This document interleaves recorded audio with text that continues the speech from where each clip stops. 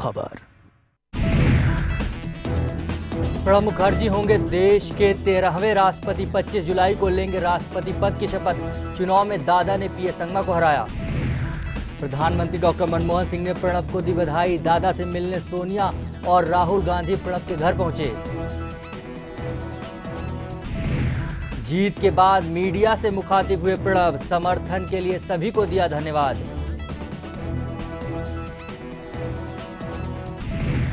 प्रणब मुखर्जी को जीतने की उम्मीद से खिसियाई बीजेपी। अब संगमा को लेकर जाएगी सुप्रीम कोर्ट। लाभ के पद से इस्तीफा देने का मामला। छत्तीसगढ़ के रायगढ़ में फैक्ट्री का टावर गिरने से 6 मजदूरों की मौत। मलबे में कई मजदूरों के दबे होने की आशंका।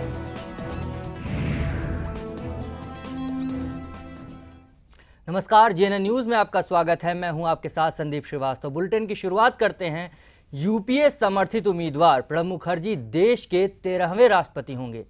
प्रणब मुखर्जी ने राष्ट्रपति चुनाव में अपने प्रतिद्वंदी पीएस संगमा को हरा दिया है। आधिकारिक सूत्रों के मुताबिक प्रणब ने कुल मतों में से 69% यानी 7,13,763 वोट हासिल किए हैं, जबकि उनके प्रतिद्वंदी पीएस संगमा को 31% यानी 3,15,987 वोट मिले हैं, जिसके बाद प्रणब मुखर्जी देश के 13वें राष्ट्रपति होंगे। उन्हें भारत के मुख्य न्यायाधीश 25 जुलाई को शपथ दिलाएंगे। आपको बता दें कि मौजूदा राष्ट्रपति प्रतिभा देवी सिंह पाटिल का कार्यकाल 24 जुलाई को खत्म हो रहा है और उसके बाद 25 जुलाई को प्रणब मुखर्जी राष्ट्रपति के तौर पर शपथ लेंगे। तो आज दिन भर मतगणना हुई, सांसदों के वोटों की गिनती हुई, विधायकों के वोटों की गिनती हुई और उसके बाद अब फैसला हो चुका है कि प्रणब मुखर्जी ही देश के 13वें राष्ट्रपति होंगे। तो 25 जुलाई को वो शपथ लेंगे। इस बारे में ज़्यादा जानकारी के लिए बात करते हैं अपने संवाददाता रजनीश त्रिपाठी से। जी रजनीश, अब पूरी तरह से क्लियर हो चुका है कि प्रणब मुखर्जी ही देश के अगले राष्ट्रपति होंगे, तो किस तरह का जश्न पूरे देश में देखने को मिल रहा है? संदीप, हम सबसे बड़ी बात यह है कि अगर ये जीत का जश्न की बात करें तो जिस दिन नामांकन या फिर जिस दिन यूपीए ने अपना कैंडिडेट प्रणब मुखर्जी को बनाया था, उसी दिन से ही जश्न का माहौल हो गया था, क्योंकि सब जानते थे कि चाहे जो खड़ा हो लेकिन प्रणब मुखर्जी ही जीतेंगे। प्रणब मुखर्जी के ही मत में यूपीए पूरा था, एनडीए की भी शिवसेना और जेडीयू उनके साथ थी, तो उनका जीतना तय था। तो उसी दिन से ही जश्न का माहौल मनाया जा रहा है। और आज जो बची खुची जो कमियां थी कि जीतने के बाद मनाया जाएगा, तो आज का दिन जो है संदीप, वो होली और दीपावली साथ में मनाया जा रहा है। लोगों के घर में खुशियां हैं, पूरे देश में खुशियां हैं। सबसे बड़ी बात है जो कांग्रेस के कार्यकर्ता उनके दिल में खुशियां हैं, जो यूपीए के लोग हैं उनके खुशियां हैं। लगातार प्रणब मुखर्जी को बधाई दी जा रही थी।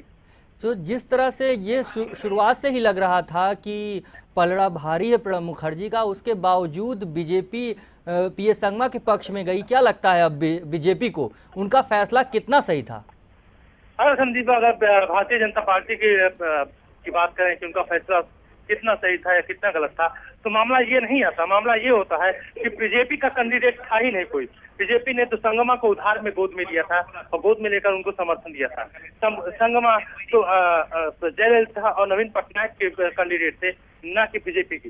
बीजेपी को कोई अपना कैंडिडेट नहीं मिला, तब जाके संगमा को उन्होंने समर्थन दिया और संगमा को समर्थन देने के बाद उनके खुद के पार्टी के लोगों ने ही उनको वोट नहीं दिया। यानी कि कर्नाटक की बात नहीं, कर्नाटक में काफी वोट जो था बीजेपी का वो प्रणब मुखर्जी को पड़ा।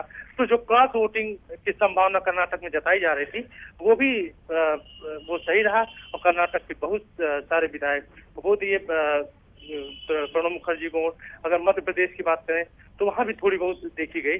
तो प्रणब मुखर्जी की जो जीत थी उसमें वो पक्का हो गया। और राष्ट्रपति के एक ऐसा चुनाव होता है संदीप कि उसमें वो अगर एक नजर से देखा जाए तो किसी भी पार्टी का राष्ट्रपति नहीं होता है। वो कैंडिडेट उसे उतारते हैं और जिस दिन वो नामांकन भरता है उसी दिन से वो किसी पद पे नहीं रह जाता, या ना तो किसी पार्टी में रहता है, ना तो किसी संबंध में या लाभ के पद पे रहता है। उसी दिन से वो मान लेता है कि मैं भारत का पहला ही व्यक्ति हूँ तो इस तरह करके प्रणब मुखर्जी खुद खुश है कि राजसेना के रेस में वो आगे गए और वो भी 13वें राष्ट्रपति के रूप में। तो ये राष्ट्रपति के तौर पर तो प्रणब मुखर्जी का अब हो चुका है कि वो भारत के 13वें राष्ट्रपति होंगे। अगर अब बात करें उपराष्ट्रपति पद की, तो हामिद अंसारी हैं, उनके सामने एनडीए ने जसवंत सिंह को खड़ा किया है। तो क्या लगता है इस वक्त भी, जैसा कि अगर जो गणित जैसा देखा जा रहा है तो उसमें हामिद अंसारी का ही पलड़ा भारी लग रहा है, तो क्या लगता है? बिल्कुल, अगर लेकिन राष्ट्रपति और उपराष्ट्रपति के चुनाव में बड़ा अंतर है। राष्ट्रपति के चुनाव में बीजेपी यानी एनडीए के जो लोग थे, शिवसेना और जेडीयू ने राष्ट्रपति यानी प्रणब मुखर्जी को समर्थन दे दिया था, लेकिन उपराष्ट्रपति के चुनाव में जेडीयू और शिवसेना बीजेपी के साथ है।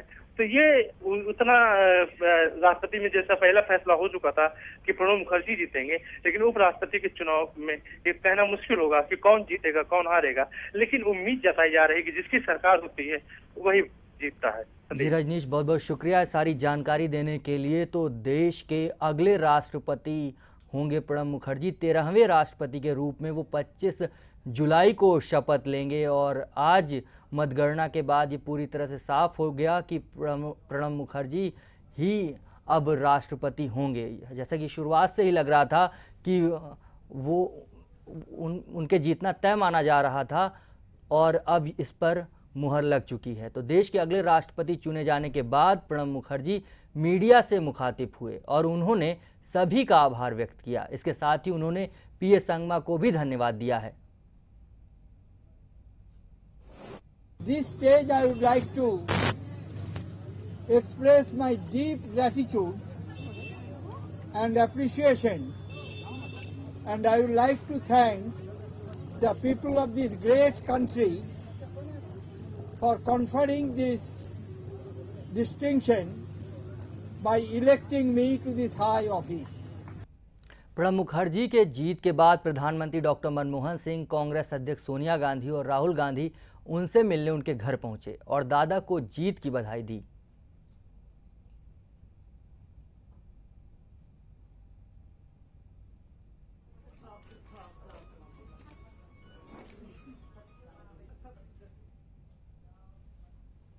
प्रणब मुखर्जी यूपीए सरकार के संकट मोचक रहे हैं। केंद्र सरकार पर जब भी मुसीबतों में घिरी तो प्रणबदा ने सरकार को सहारा दिया।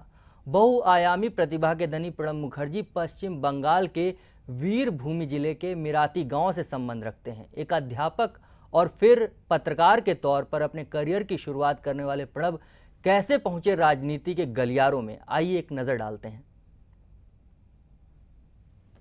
बनते ही उन्हें सक्रिय राजनीति से संन्यास मिल जाएगा, लेकिन प्रणब कैसे पहुंचे भारत की सक्रिय राजनीति में, आइए एक नजर डालते हैं। 11 दिसंबर 1935 को पश्चिम बंगाल के वीरभूम जिले के मिराती गांव में ब्राह्मण परिवार में जन्म लेने वाले प्रणब मुखर्जी ने अध्यापक के रूप में अपने करियर की शुरुआत की। शुरुआती पढ़ाई उन्होंने वीरभूम के सूरी विद्यासागर कॉलेज से की, जो उस समय कोलकाता विश्वविद्यालय से संबद्ध था। कोलकाता विश्वविद्यालय से उन्होंने इतिहास और राजनीति विज्ञान में स्नातकोत्तर के साथ साथ कानून की डिग्री हासिल की। प्रणब अध्यापक के साथ साथ वकील और पत्रकार भी रह चुके हैं। उनके राजनीतिक करियर की शुरुआत 1969 में कांग्रेस पार्टी के राज्यसभा सदस्य के रूप में हुई। 1975, 1981, 1993 और 1999 में वो फिर से सांसद चुने गए। 1973 में वो औद्योगिक विकास विभाग के केंद्रीय उप मंत्री के रूप में मंत्रिमंडल में शामिल हुए। 1982 से 1984 तक कैबिनेट पदों के लिए चुने गए और सन 1984 में भारत के वित्त मंत्री बने। 1984 में यूरोमनी पत्रिका के एक सर्वेक्षण में उनका विश्व के सबसे अच्छे वित्त मंत्री के रूप में मूल्यांकन किया गया। इंदिरा गांधी की हत्या के बाद प्रणब कुछ दिन कांग्रेस से बाहर रहे। इस दौरान उन्होंने अपनी पार्टी राष्ट्र समाजवादी कांग्रेस का गठन किया, लेकिन बाद में सन 1989 में राजीव गांधी के साथ समझौता होने के बाद उनकी पार्टी का कांग्रेस में विलय हो गया। उनका राजनीतिक करियर तब पुनर्जीवित हो उठा जब पीवी नरसिम्हा राव ने उन्हें योजना आयोग के उपाध्यक्ष के रूप में और बाद में केंद्रीय कैबिनेट मंत्री के तौर पर नियुक्त करने का फैसला किया। उन्होंने राव के मंत्रिमंडल में 1995 से 1996 तक पहली बार विदेश मंत्री के रूप में कार्य किया। सन 1985 के बाद वो कांग्रेस की पश्चिम बंगाल राज्य इकाई के भी अध्यक्ष रहे। सन 1991 से 96 तक वो योजना आयोग के उपाध्यक्ष के पद पर रहे।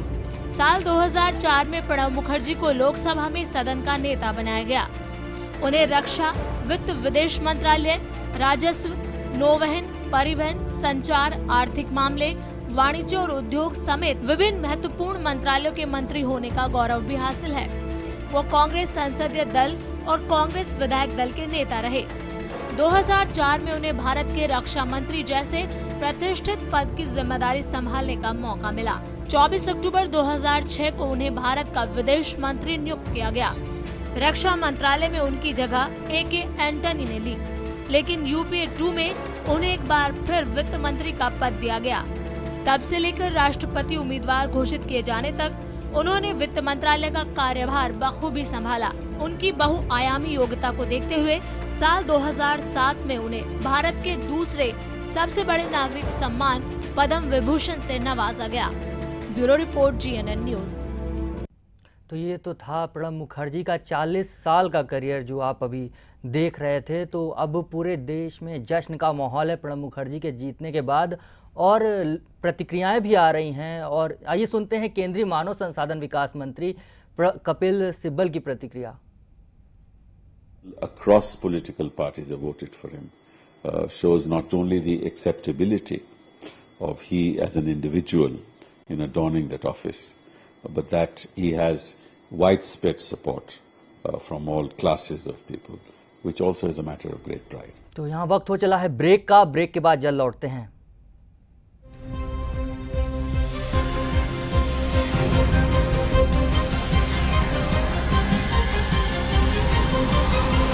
GNN न्यूज, सिर्फ खबर।